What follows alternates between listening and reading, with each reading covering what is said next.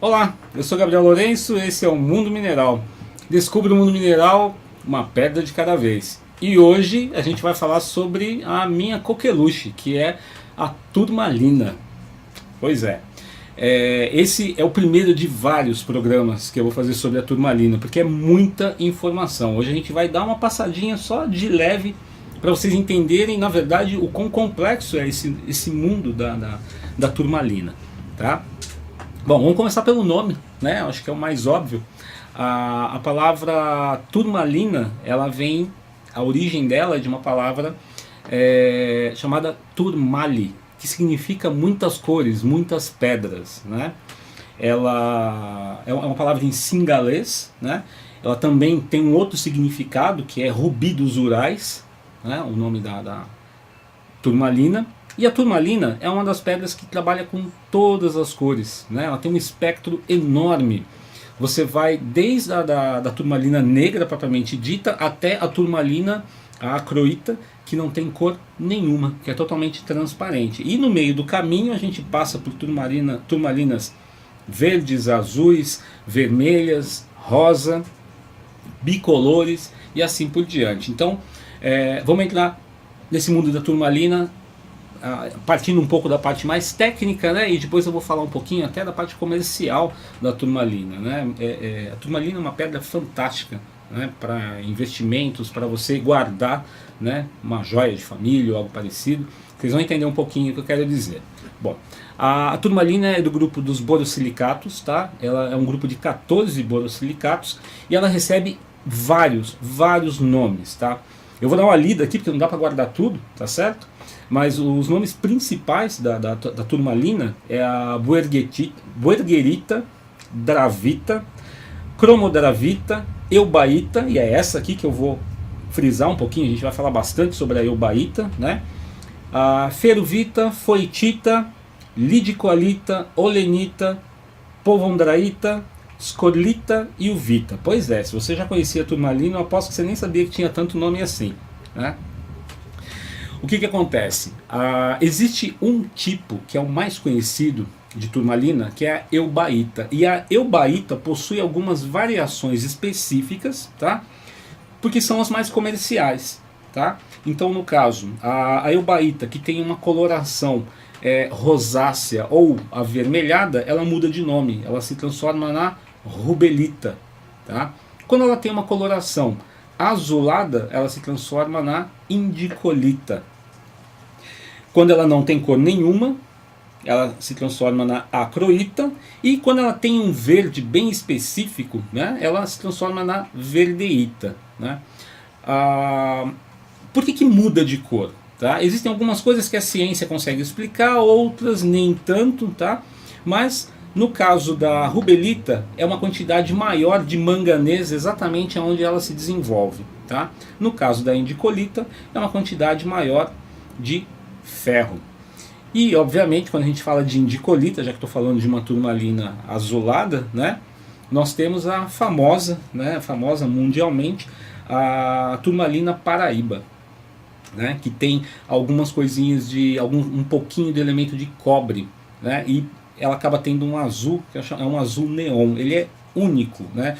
Eu acho que eu até comentei em um outro programa a respeito da apatita, que quando você consegue uma apatita muito limpa, né, muito bem cristalizada, translúcida, você consegue chegar perto, né, ela lembra muito a turmalina Paraíba, mas a turmalina Paraíba é única, né? E até para te proteger, né, eu vou falar um pouquinho a respeito da turmalina Paraíba quando eu estiver entrando na parte mais comercial, né, quando eu estiver falando um pouquinho de como é que é o mercado de turmalinas. Isso é importante, tá? Porque eu vejo muitos absurdos por aí, né, das pessoas tentando vender gato por lebre, então é legal que você fique esperto e entenda alguns conceitos nesse aspecto, tá? Bom, os maiores produtores de turmalina no Brasil, os maiores produtores de turmalina, né, além do Brasil, né, então em primeiro lugar tem a Namíbia, nós temos o Brasil e os Estados Unidos. Logo atrás nós temos a Mianmar, Sri Lanka, Índia e Madagascar. Esses são os maiores produtores mundiais de turmalina, tá? Diferente dos diamantes, né? Ainda vou fazer um programa a respeito de diamantes também. Não existe vamos dizer assim, não existe palavra para substituir isso, não existe um cartel de turmalinas, tá? Como existe no caso dos diamantes, né? Então a turmalina tem um comércio um pouco mais livre, vamos dizer assim, tá? Mas sejamos honestos, as turmalinas, a maioria das turmalinas mais bonitas, as maiores, as mais fantásticas que eu já vi na minha vida, não estão no Brasil, que estão nos museus lá fora, infelizmente, tá? Então esse tipo de coisa acontece. Vale para a esmeralda também, vale para as outras pedras, mas infelizmente acontece com a turmalina. A turmalina tem historicamente, né, ela tem uma curiosidade. Na época dos bandeirantes, né, é até interessante, eles achavam que haviam encontrado esmeraldas, e não é, eles haviam encontrado numa determinada região, né, de Minas Gerais, eles haviam encontrado turmalinas. Só que existe um tipo de turmalina verde, né, a verdeíta, existe um padrão de coloração que é muito parecido com a esmeralda. E isso, por tabela, acabou valorizando bastante a pedra, né, como gema para ser produzida, para serem produzidas joias, né, ser lapidada e tudo mais. Bom, mas a turmalina não é só isso, a turmalina não é só a parte comercial, tá? Isso é importante dizer. A turmalina tem uma aplicação, né, alguns tipos específicos de turmalina tem aplicação dentro da ciência, né? Então alguns equipamentos de osciloscópios, por exemplo, alguns equipamentos de rádio utilizam a turmalina. Ela tem dois efeitos da física extremamente poderosos, tá? Que é a piroeletricidade e o efeito piezoelétrico, que eu falei em outro programa, né? No programa dos orgonites, eu falei a respeito do efeito piezoelétrico. A turmalina negra, por exemplo, ela tem a capacidade de absorver energia eletromagnética, né? Aquelas descargas eletromagnéticas que estão tirando o equilíbrio do ambiente, a turmalina negra é capaz de fazer isso, né? Se você aquece a turmalina negra, que tem originalmente um nome, parece um nome alemão, chamado Score, ela ganha polaridade, ela fica como se fosse um ímã, ela ganha polaridade igualzinho. Você aumenta a temperatura e ela ganha polaridade. É interessante isso, né? Então a física tem estudado a turmalina durante muito tempo. Dentro da área de tecnologia existe uma aplicação específica para a turmalina e obviamente existe a aplicação no mundo decorativo, no mundo das joias, no mundo das gemas, né, das coleções. A turmalina, ela vai desde ela pode ser translúcida, né, ela pode ser totalmente transparente, com a devida coloração, né, a graduação de coloração, até opaca. Algumas turmalinas têm um efeito chamado chatoyance, que é um efeito que se chama de olho de gato. Ele é bem interessante, ela tem algumas estrias, né, esbranquiçadas no meio em alguns casos, e quando você bate luz, quando você tem uma incidência de luz em cima da turmalina, ela acaba criando um brilho que parece um olhinho de gato, né, é extremamente valorizada. Existe um outro tipo de turmalina também, que ela sofre uma corrosão natural, são as chamadas retroturmalinas, né. Eu havia falado de 14 categorias, digamos assim, de turmalina, mas na verdade existe mais 15, só que não são oficialmente reconhecidas, mas elas são identificadas de forma química, né? Então quimicamente você tem uma fluorindicolita, você tem vários tipos de turmalina que, por não estarem em abundância na natureza, né, elas acabam tendo vamos dizer assim, uma atenção menor dentro do meio da gemologia, da geologia, enfim. Bom, a turmalina, ela também é utilizada por incrível que pareça, dentro da medicina, né? Mas não da medicina tradicional que nós conhecemos, né? Existem várias aplicações para as turmalinas e essas aplicações não começam na nossa época. São aplicações que vêm lá da Índia, lá da medicina ayurvédica, né? Os tibetanos utilizavam a turmalinas para fazer elixires, né? A gente ainda vai ter um programa só onde eu vou comentar como é que você pode montar um elixir de pérolas na sua casa. Você vai entender que existe toda uma base científica para isso, mas eu vejo na prática A turmalina é a que mais responde quando você trabalha com os elixires de pedras, né? E pode ser qualquer tipo de turmalina, né? Por exemplo, se você está fazendo um processo de desintoxicação, seja desintoxicação alimentar, não importa. Você pode trabalhar, por exemplo, com a turmalina negra, desde que ela esteja muito bem cristalizada. Ah, Gabriel, como é que eu sei se ela está bem cristalizada ou não? Ela é toda escura. É só você pegar ela na mão com um pouquinho mais de força. Se ela não esfarelar, né? Se ela não se desfazer na sua mão, ela está num ponto bom de cristalização. E você pode pegar ela e colocar dentro de uma garrafinha com água e tomar essa água durante o dia, tá? Na prática, o que ela faz? Ela coloca uma assinatura eletromagnética, uma assinatura vibracional na água, e aquilo, quando você toma, obviamente, vai para todo o seu corpo, tá?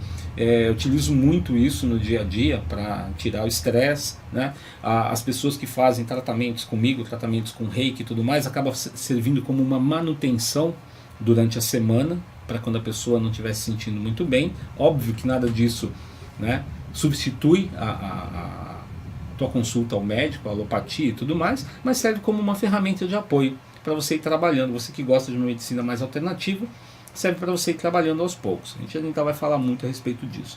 Bom, aqui na minha frente eu tenho algumas turmalinas, né? Só para vocês darem uma olhadinha, ó. Essa aqui é uma turmalina que ela tem uma base toda vermelha, tá? E a parte de cima dela já é um verde bem azulado, né? Existem alguns termos técnicos que são legais a gente conhecer, né? Dentro da área de gemologia, a gente sempre fala quando a peça está terminada ou não. O que significa isso? É quando a peça, né, a gema, ela é retirada e não é quebrada na ponta, né? Ou seja, aqui não existe lapidação, né? Ela não foi fraturada aqui na ponta, e essas, como é que eu posso dizer, mesmo estando lisinho, parece até que passou, né, que foi lapidado, mas não é, é natural. Isso significa que a peça está terminada, né? Isso sempre aumenta o valor caso seja uma gema comercial propriamente dito, né? Aqui a gente tem uma rubelita extremamente forte, né? Ela é bem intensa mesmo, algumas são bem clarinhas, mas essa aqui está bem intensa, né? Essa daqui é uma retroturmalina melancia, né? Olha, eu poderia passar dias mostrando turmalinas para vocês, tá? Muitas, muitas, muitas e muitas. Se você for no Google hoje e colocar lá no buscador pela internet, colocar turmalinas, pedir a parte de imagens, vocês vão ficar abismados com a quantidade, com a grande variedade que existe dessa pedra, né?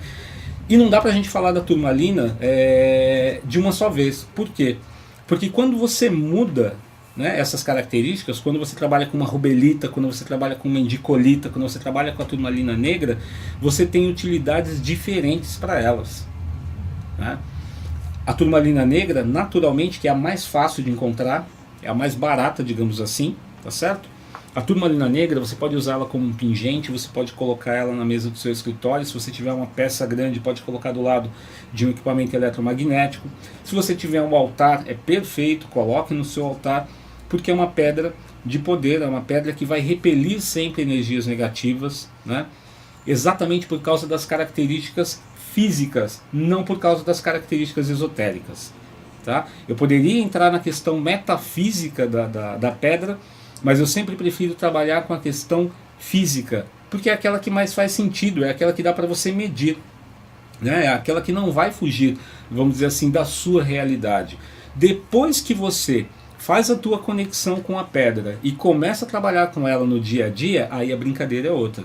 Porque você vai descobrir que os efeitos metafísicos, eles superam e muito os efeitos físicos daquela pedra, daquele cristal. E no caso da turmalina, isso é verdadeiro. Basta você trabalhar com ela diariamente, né?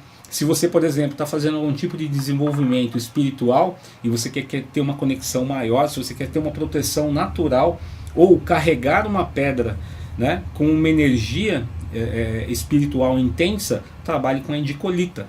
Ela é perfeita para isso. Você não vai pagar barato, mas garanto para você, você vai ter excelentes resultados. Se você está dentro de um processo de cura física, literalmente, você pode trabalhar com a turmalina verde, com a verdeíta, né? você vai trabalhar com ela. Se você tiver um pingente para trabalhar com ela aqui na altura do seu cardíaco, é perfeita, né? Se você tem problema de comunicação, você pode trabalhar com uma indicolita também aqui na altura do pescoço, né? Você coloca uma correntinha um pouquinho mais curta e deixa ela mais ou menos aqui, nessa altura, tá? Então, cada uma delas, se você tem um problema emocional e você precisa tratar ele de forma bem delicada, de forma bem suave, você pode trabalhar com uma rubelita, né? E isso eu estou falando para você o efeito direto da pedra, sem entrar na questão dos elixires, por exemplo. Quando a gente coloca dentro de um elixir e faz uma combinação com outras pedras, com uma água marinha, com uma ametista, né? Quando você quer fazer, por exemplo, um elixir de proteção energético, que você pode fazer com o lápis lazuli, né? Então existem vários protocolos que podem ser utilizados nesse aspecto, tá? Bom, o que mais? Turmalina Paraíba. Eu vou focar só um pouquinho na Turmalina Paraíba, tá? Porque é uma das pedras mais famosas, né? É uma das turmalinas mais famosas, é considerado como uma das pedras mais caras do mundo, né? A Turmalina Paraíba ela foi descoberta na Paraíba, obviamente, né? Na mina de São João da Batalha. E essa mina, a princípio, até onde eu soube, ela foi fechada, né? Ou seja, quem comprou, comprou, quem não comprou, azar. Ou seja, se você conseguir uma Turmalina Paraíba, hoje você vai comprar uma peça que já foi extraída há vários anos atrás, né? O grande problema é que as pessoas às vezes confundem Turmalina Paraíba com Turmalina da Paraíba, são coisas diferentes, né? A Turmalina Paraíba original só vem de uma mina do mundo, né? Por causa das características químicas dela e obviamente acaba se refletindo no visual dela, tá? Então, se você está interessado nessa pedra, se você vai comprar, exija um certificado, exija que essa pedra tenha passado pela mão de um gemólogo ou por um laboratório como o DIA nos Estados Unidos para certificar de que aquela pedra realmente é original. Por quê? Porque na África, se eu não me engano, na Namíbia, existem minas que têm também uma turmalina muito parecida. Quimicamente ela é, vamos dizer assim, análoga à Turmalina Paraíba daqui do Brasil, mas não é a Turmalina Paraíba original, tá? Ela tem o mesmo valor de mercado, ou quase o mesmo valor de mercado, é tão bonita quanto, tem a mesma cor, mas não é a mesma daqui do Brasil, tá? Então se você estiver passeando pela internet e ver lá a Turmalina Paraíba e estiver muito barato, desconfie. Só tem um detalhe: a turmalina que não é cristalizada, ou seja, aquela que não passou por um processo, né, de calor, pressão, ou seja, não se refinou na natureza a ponto de ter essa translucidez, né, e o brilho e tudo mais da Turmalina Paraíba, essa sim é vendida de forma barata, essa você consegue fácil para colocar na sua coleção. Né? Você vai ver que ela tem um tom meio arroxeado, né? E normalmente você acaba conseguindo ela na matriz, como se diz, né? Ou seja, na albita, no feldspato, ela acaba aparecendo incrustada em outros minerais, tá certo? Bom, isso foi só para a gente começar a falar a respeito da turmalina. A gente vai voltar com outro programa onde eu vou começar direto com a turmalina, falando só sobre a turmalina negra, né? E aí eu vou mostrar como é que você coloca no dia a dia a turmalina negra para trabalhar com você, tá certo? Muito bem, muito obrigado pela atenção.